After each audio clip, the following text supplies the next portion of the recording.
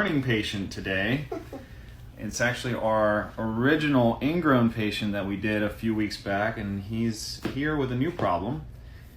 He has dropped a can of Lysol. We don't know the whole story, but a can of Lysol on his toe, and has developed what we call a subungual hematoma.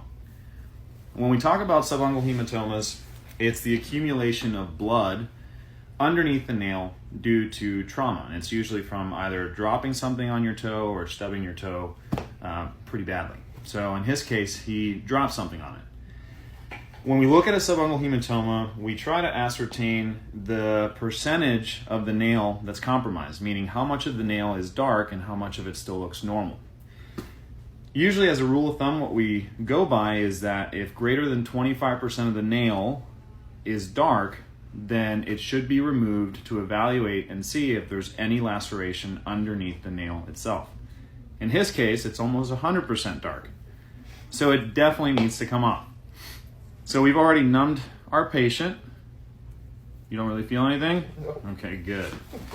So we're going to put this little toe tourniquet on your toe. Obviously, if he felt that, it'd be painful. Do you feel anything? No, my left toe right there. This one's a little painful? Yeah. Okay. All right. So we've already cleaned off the toe really well. We're going to just make sure that our area is nice and clean. And there we are. You can see the inside of the nail is lifting. So the nail's already very loose. So we're just going to finish the job that you started, sir, okay?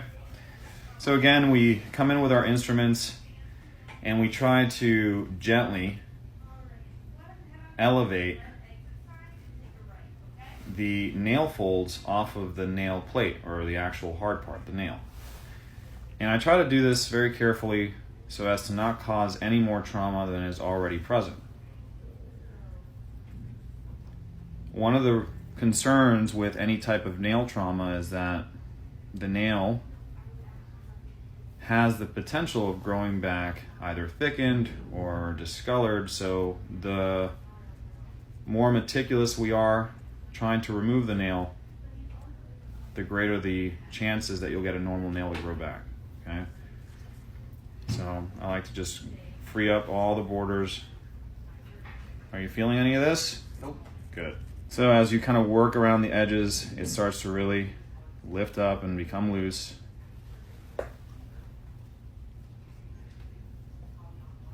Okay.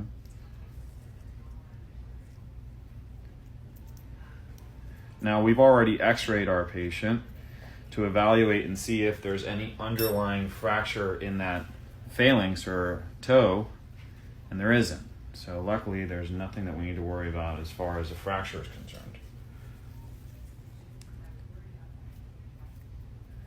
So you can see there's not much resistance there, and that's because the nail has pretty much already lifted itself.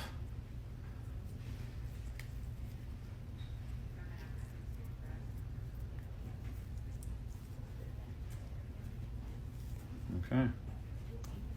That's one side. And there's the other one. Nail is off. Okay. So now we look at the actual nail bed, and you can see that there is a little laceration there that he developed from that injury. So that's why the blood had accumulated under the nail plate. So it looks superficial enough to where we don't need to suture it, so that's just going to heal on its own. So there you go. So we're going to really clean this out. This is just some diluted isopropyl alcohol to make sure we get it nice and clean. Make sure there's nothing underneath, and it looks good. Okay. Not much pain? Don't feel it? Nope. Good. So we're going to put some triple antibiotic ointment right on the nail bed. And then we want to make sure that we put something over it that is a non-stick type of dressing, because one of the things that you worry about is that you don't want anything to stick to that. So we want something to protect the nail.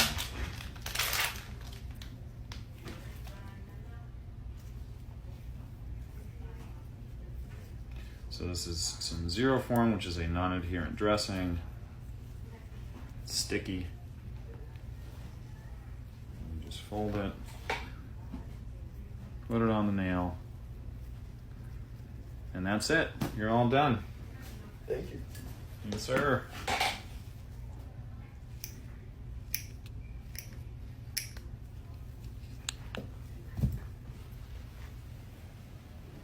Now, did you do this on purpose to get on TikTok? No.